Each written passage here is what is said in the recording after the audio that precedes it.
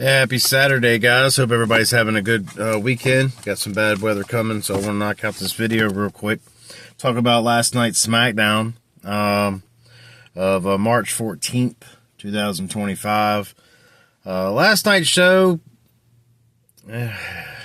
y'all already know I'm going to complain.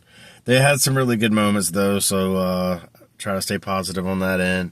The crowd in Barcelona last night was just really, really awesome. I loved it. There was a couple of times I thought they were either a little overboard or not enough energy, but overall, I felt like this crowd last night really, really helped the show, especially when it was needed. LA Knight started the show, came out, talked for a couple minutes, and then I don't even know if it was a couple of minutes. It was very short before Jimmy Uso would eventually come out.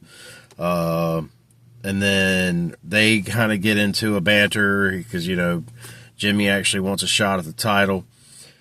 And then Solo, his music hits, and him and Jacob and Tama come out.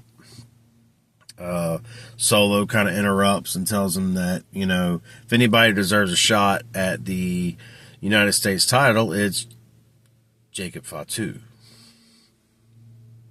Kind of weird. Anyway, so that happened. Then, of course, after they all get in the ring, Braun Strowman comes out. One thing leads to another. They all end up fighting. GM comes out, makes an announcement, says, all right, y'all want to fight? Let's do a 3-on-3. Everybody's in the ring. Let's go now. Kind of like it when he does that. That's pretty cool. He's always on point. Anyway, I really like the Fatu chants that the crowds are doing. Last night it got really loud. In fact, I think it happened on more than one occasion last night, if I'm correct on that. Pretty sure I am. Anyway, they had a 3-on-3. At the end, Braun would pin Tama. And Braun, LA Knight, and Jimmy would get the win against Solo, Fatu, and Tama. So that went straight into a Jay Cargill interview, which I thought was hilarious. I like this. You know, she's talking about the Noemi and Bianca thing. And then, of course, it was funny because Liv Morgan, and this is a pre-shot interview. It's done before the show, and they're kind of in the arena. And Liv and Raquel come down the aisle or whatever, and man, it was hilarious. I loved it. I laughed because, you know, I think Liv's funny, dude. She's great. And she's cutting jokes at her, you know, and, you know, she's pretty much telling her that, you know, this whole time everybody thought I did it. You know, we didn't do it, blah, blah, blah.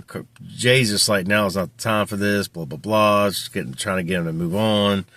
Liv ain't doing that. Liv's going to instigate things and get things started. She pretty much walks away saying, you know, try not to get thrown into any, you know, windshields between now and Mania, whatever. I thought it was hilarious. I laughed at that.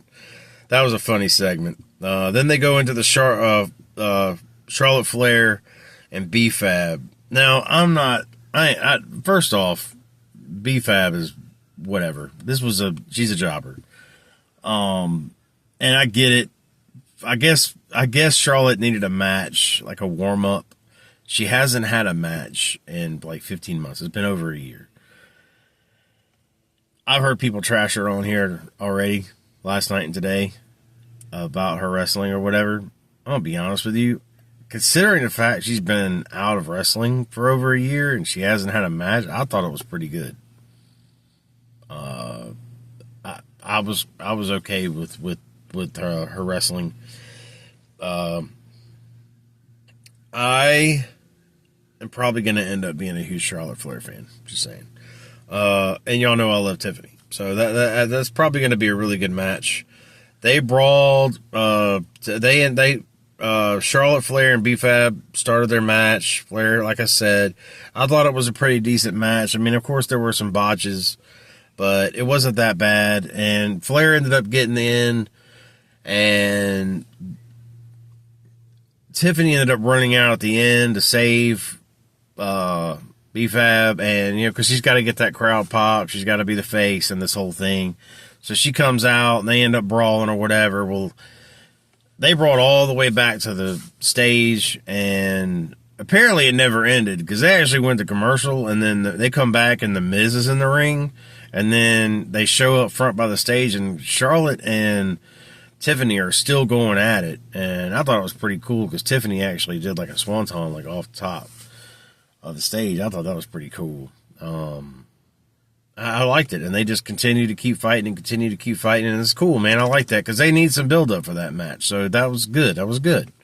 You know, I give props where props are due. I'm not always on here talking trash about Triple H and how bad things are. I give love where it's needed.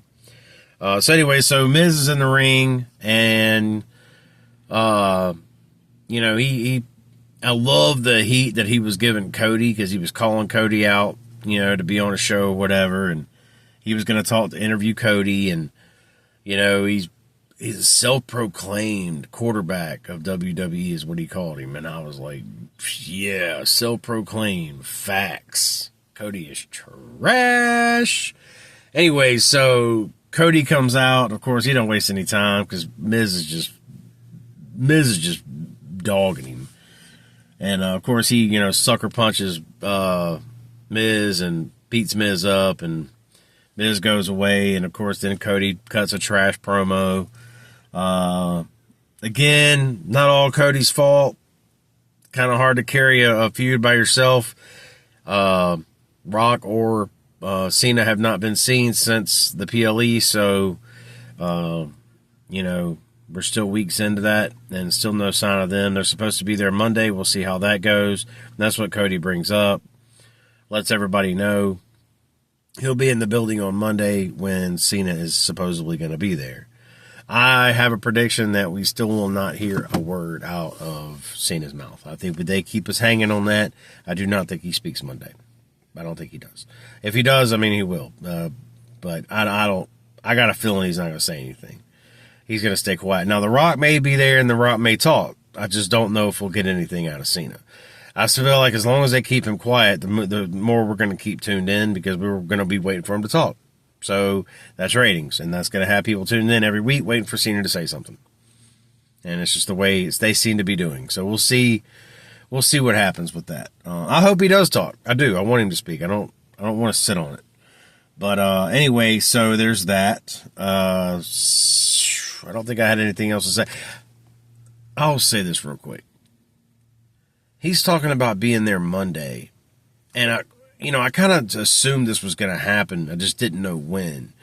What do you guys think about there? I assume this will happen between now, WrestleMania, maybe the draft, but I do think they're going to change the titles of the brands. Like Cody's title will be the Raw title, and Gunther's title will be the SmackDown title. And I'll bring that up again in a minute, but I've kind of known ever since Raw went to Netflix, I kind of seen this happening. I just wasn't sure when. And now it would make more sense than any WrestleMania season. And then you're going to have the draft right after. So I just feel like that's coming, right? And I feel like they're kind of throwing little breadcrumbs at us now, little teasers that they're doing that, right? And then after that, you had Priest and Shinsuke Nakamura match. I didn't really care for this too much. I'm not a big Shinsuke fan. I'm just not. And I haven't been a Priest fan since he was with Judgment Day, and I didn't like him there at the end either. I'm just not a fan of his character, kind of like Rhea. It's not. It's not that I like him. I'm just not. I don't know, man. I'm just not over with that dude. Something about him. I don't know. I feel like he could do more. I like his moveset. I like that he uses the Razor's Edge. That's because Scott Hall's one of my favorite wrestlers ever. He's got some Undertaker in there. I like that he uses those movesets, and I think, and I'm not anti his character. I just, for some reason, I don't know what it is about him. I just can't. I don't know. And I'm going to pull for Drew McIntyre. I am, even though I know Drew's going to lose because he's a jobber and they have him lose every match he's in ever. So, I mean, I hate that, but it is what it is. So, I don't know. In this match, I didn't really care. And in fact, I called it as soon as it started. I said, Drew's going to come out and interfere, and this match isn't going to matter. And sure enough, that's what ended up happening. Drew comes out. Drew ends up beating the heck out of him. Claymores him, beats him to death, leaves him laying in the ring. And, and that was the end of that. That was just one of those segments. And Drew gets one over on, because we know at the end of the day, Damian Priest is going to beat Drew McIntyre at WrestleMania. And who cares? But they're both jobbers as far as I'm concerned. It is what it is. Then you had what was probably the second best part of this night. You had the Randy Orton versus Carmelo Hayes. I've got a lot to say about this. I'm going to be on this one for a minute. This was actually an enjoyable segment. It was a decent match. Everybody kind of expected Randy Orton to just beat him over and just beat the mess out of him. But no, that's not Carmelo Hayes. Carmelo Hayes got some nice shots in on him. Of course, Cody wins. But I felt like every week, Carmelo has to fight a big dog. Every week. And I don't know what's going on. I don't know. My son seems to believe he likes it because, he's him, right? He's the him character. And my son made a perfect analogy earlier. He said that Carmelo is a lot like Miz when Miz first showed up. He's very arrogant. He's very about himself. And, he had to walk through hell and high water before he ever saw a title. And I said, yeah, well, I don't really know. I feel like Carmelo just gets done dirty by the company because Carmelo's there every single week. I can't remember the last SmackDown he wasn't on. It's been that long. I don't remember him not being there. He's always there every week, and he is always in a match. He's always fighting. He's always got something going on. And typically it's up against a big dog, whether it be Randy Orton, whether it be Braun Strowman. Or, it's always somebody of some importance and usually a big guy that he's got to take down. And, he's in these fights, and of course he loses. He just takes L after L after L after L. He's like a jobber. And it sucks. He's very talented. He was the first overall pick over Braun Breaker. Braun Breaker's on his second title run. Carmelo has yet to win gold. Why? He's a worker. He's a horse. Dude's there every week putting in. Every week. I'm a Carmelo Hayes fan, man. All day. I love Carmelo Hayes. I cannot wait till he hoists a belt up, man. I cannot wait. He's awesome. And I just wanted to get that out right now. I know the segment itself was great. A lot of fun. I love the Carmelo was holding his hand out, wanting to shake Randy Orton's hand. Took Randy Orton a minute. Randy finally gave in. And then, of course, he does this. And I thought it was great. Randy ended up RKOing him. It was fun. It was a great segment. KO showed up there at the end. That was kind of random because it was almost like accidental. And then, of course, Randy goes out there, knocks him over the barricade, and then that was kind of the end of that. They hit each other a couple times, and that was over. That was kind of weird. There was not a big KO segment there at all. I didn't understand that. It was weird. It's almost like they just accidentally caught him in camera and was like, okay, we slipped up. We got to move this. It was just strange. I didn't understand that. But anyway, that was it. I just want to kind of go on a rant there about Carmelo Hayes because I'm a huge Carmelo Hayes fan now, and I can't wait to see him carry a strap one day. I'm looking forward to it. Gunther would come out next. Why is he on SmackDown? He is your Raw champion. This goes back to what I said earlier. They're dropping us little breadcrumbs, little hints about titles changing TV. These brands changing titles, okay? Why is Gunther on SmackDown? And, of course, he comes out there and he rags Barcelona, gets them fired up. And maybe that's why, even though I don't think that's good enough reason. I think they're really, really, really, really about to change. I think that title is about to be the SmackDown title and Cody's title is about to be the Raw title. And you know what? With them going to Netflix, it makes perfect sense. I'm not at all disagreements on how that's going to roll out. So it's just a matter of when, because we know it's going to happen. And Anyway, he takes on this Axman's dude. I don't know because I don't watch a lot of NXT. I just know this guy's pretty good from what I've been told. I have watched NXT. I'm not a every single week watcher. So I know who he is. I just thought it was kind of dumb that he's out there fighting him. It's like, again, this guy's from Spain. I get he's a hometown kid and he had to have a spot, but you put him against your world champion. And you got your world champion out there again looking weak against a guy you should have just mollywopped. And I didn't see a purpose for this at all. Like I said, this would not have happened on Vince's clock. Again, I don't think this would have happened. You don't send your world champion out there against a guy like this and have him take bumps. That many anyway. And we've been watching Gunther take bumps with Alpha Academy for weeks at a time. Like you're consistently sending him out there. Now, yes, Gunther won the match. He won the match. He even choked him out after it was over. Okay, cool. And everybody's chanting, they're doing the eats, they're thinking Jay's going to come out. Kind of surprised he didn't at this point. Are we even doing brands? Gunther is literally on SmackDown. Are we even doing the brand thing right now? Are we even doing that? Is that even happening? Like, okay, I'm not mad about it. I just don't understand. I don't understand what we're doing. And it's complicated, I guess. This relationship's complicated. Anyway, Gunther would win, chuck him out at the end. Then you had Paul Heyman come out. And then, Paul Heyman comes out. Love Paul Heyman. Paul Heyman comes out. He's Paul Heyman. He talks. And he's pretty much informing us that Roman's going to be there next week. And he's talking about the WWE NFL 2K25 and the video game and blah, blah, blah. He's out there really just promoting that because yesterday was the day it came out. I don't know. My son hasn't turned it off. And now I'm like, now I know why, because I'm watching him play it. And I'm like, of course, they're all over this. Like, Paul Heyman's like all over this. Like, he narrates the whole thing. Like, okay, I get it. Anyway, I don't want to get into that. Anyway, so he's out there pretty much saying Roman's going to be here next week and blah, blah, blah, blah, blah, blah, blah. And I'm like, okay, awesome. Again, look, love my tribal chief, but like, bro, you ain't been here. Like, I can't get excited about a match you're going to be in at Mania if you haven't been here.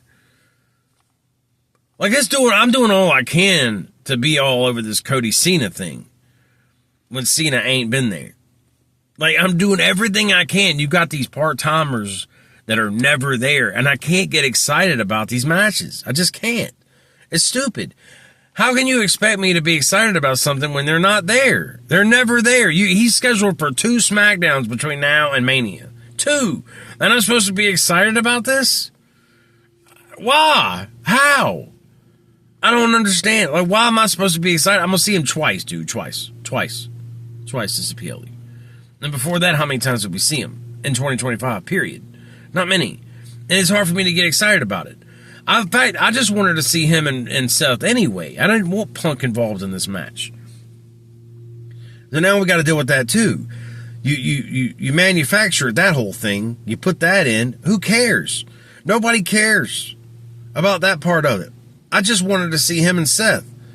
Now we've got to deal with Punk coming in at 2. It's just stupid. And you're not getting enough Roman.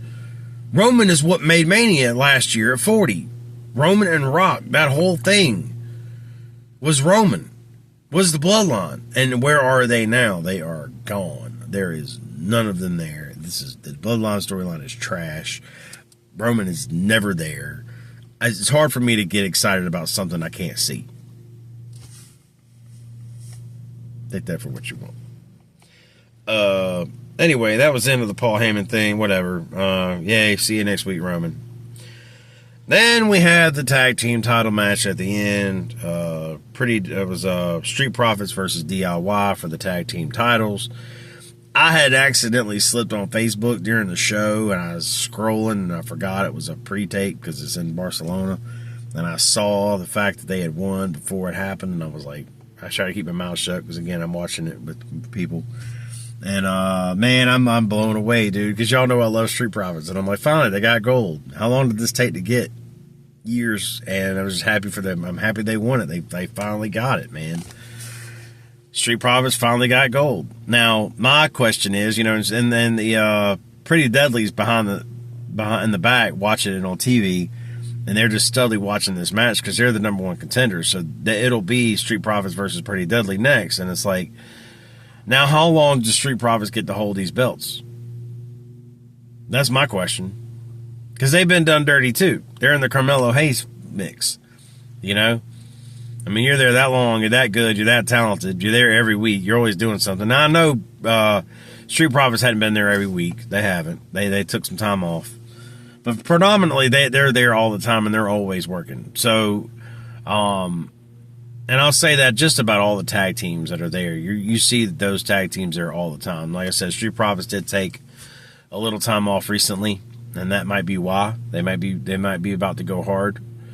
And they won the belts last night, so maybe they're going to be there and they're going to go hard for a while, and maybe I hope so. I mean, they're my favorite tag team, so I'm glad they won them. I hope they keep them. I don't want to see them drop them anytime soon. I'm hoping they can make it through Mania with them. Now, will they? I doubt it. Nobody seems to hold titles long on that side, and people say it's the greatest tag team division. They kind of win by default because every other tag team division I see is not good on any network, or any brand, whatever. All the tag team titles kind of suck. Divisions kind of suck. So I'm happy for Street Profits. I'm glad they won. I thought the show was, like I said, the show wasn't a complete dud. There were definitely some hits. My two favorite parts were undoubtedly the Carmelo Hayes, Randy Orton segment, and the Street Profits winning the tag team titles. Super stoked about those two things. Again, I'm really high on Carmelo, guys. He's the future of this company, and I just think that he just deserves so much more than he gets, and it's hard. And he reminds me of my son used the Miz analogy. I kind of used The Rock back in the early Rock days when he was Rocky Maivia. And he was joining he joined the Nation of Domination, and he was just coming up, and it didn't take him that long. It didn't take The Rock long to get the Intercontinental title. It didn't, not that long. And I just feel like Carmelo could do. I feel like Carmelo needs some love, man. Give him some love. He deserves it. So I just hope it's coming his way, and But, I mean, that's going to be it for the show, man. Like I said, I'll be back tomorrow, but just wanted to kind of go over SmackDown today. And leave your comments down below. And if you haven't subscribed yet, subscribe. Hit the like button for me, guys. Love you, and we'll see you tomorrow.